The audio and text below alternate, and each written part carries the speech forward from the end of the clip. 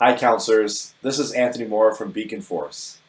The dashboards are ready to be opened, and I'm going to take you through how to read them and how to have better conversations using the Beaconforce framework. Have fun. As a counselor, you have a Teams tab. This allows you to see everyone underneath you at an aggregate level. You see aggregate pillars of motivation.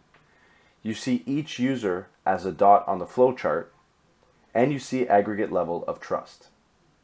Now I'm going to show you how to read an individual's dashboard. So for example, if we jump into Julia again, looking at her stress, looking at her and says she doesn't have balance challenges, she's either overworked or underworked.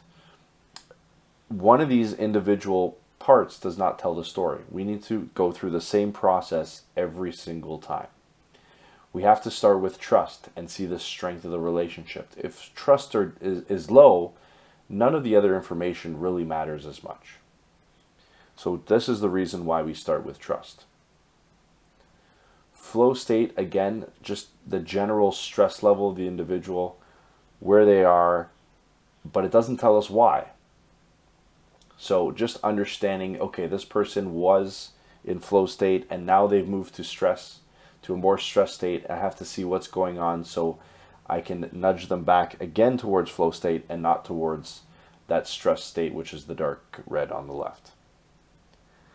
And now the intrinsic motivators start to tell us why and how do I direct my conversation with Julia. So I will talk about balance challenges and sense of control as a collective. So now that I understand balance challenges is low, that means she is facing too much challenge because she is in this stress state. If balance challenges were low and she was in a bored state, for example, that means that she's not being challenged enough and that you need to introduce another challenge into her day-to-day work. But because she's in flow and because balance challenges are low, that tells us that she is doing too much or she's doing things that are too difficult for her. Sense of control tells us, again, given those other two pieces of information, that she's probably being asked to do a lot of these things and she's not choosing to do a lot of these things. This affects the way she feels about her environment. She feels like she's just a cog in the machine, and it's starting to pull down on that third pillar, which is the lowest, which is clear goals. It starts defeating the purpose. She starts losing the sight of why she's there, why she's doing what she's doing, if she's just being told everything to do and being told to do too much.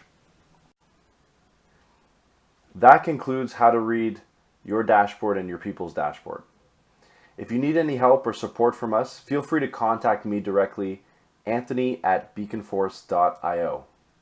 You can also access the help menu under the main menu where you can ask us a question, make a comment there.